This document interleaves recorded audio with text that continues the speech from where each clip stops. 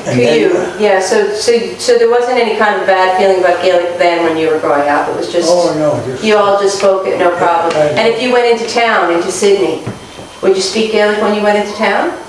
mostly, I mean, because everywhere you went, you had people in there, so yeah. Yeah. But the only time we didn't speak it was somebody who didn't understand it.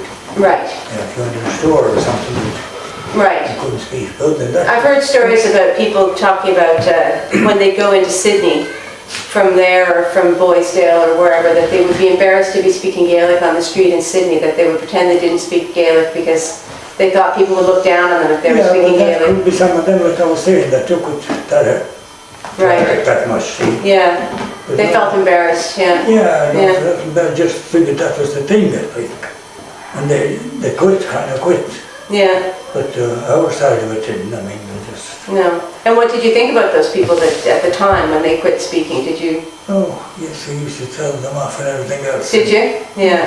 But I mean, they'd be trying to talk to short in a short period of time, like, and they couldn't, I mean. Yeah, they couldn't barely speak English, yeah. No. Yeah. And in Gaelic, they were fully in Gaelic, so why bother with nobody else around? Yeah. Yeah. So you would say, well, yeah, don't be so foolish or That's whatever, it, yeah. Where do you think you came from?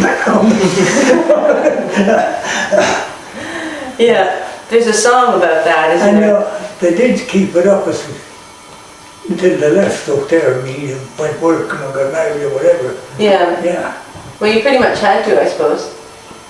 I mean, to speak, I mean, if your parents didn't speak the language, then, you know. Yeah, well, I mean, the ones that Do you know the story? talked in English, they pretty well kept it up to the other there altogether. Right. Do you know the story about the young man who leaves from, I think, from around Quebec somewhere and goes down to Boston? Heard the story? I didn't learn them. There's a story, I'll tell them anyways. There's a story about a young man who leaves from Boston, and when he goes, he doesn't really have any English at all. Goes down to Boston for a couple of years, and he comes back, and it's all in fancy dress clothes, and he goes into the store, and the bothy, the old men are in the store, and they say to him, "Kibra how and you?" And he says, "Oh, how me kebab." Oh no, he says, "Oh, I'm well," in English. And they say, "Well, shewa bria how?" And he says, "Oh yes, it's a beautiful day," in English. And this goes on for a little while, and finally one of the old men says, "Nachel gaelic akit." And, you know, "Do you not have any Gaelic?" And the young man says, "Well, you know, I can understand it, but I can't speak it." And there's a long pause. And then the old man says, "Oh, shug, haku akamashinikantay." I have a dog, oh yes, says the old man. He says, "I have a dog like that at home." That'd be just about it. Yeah.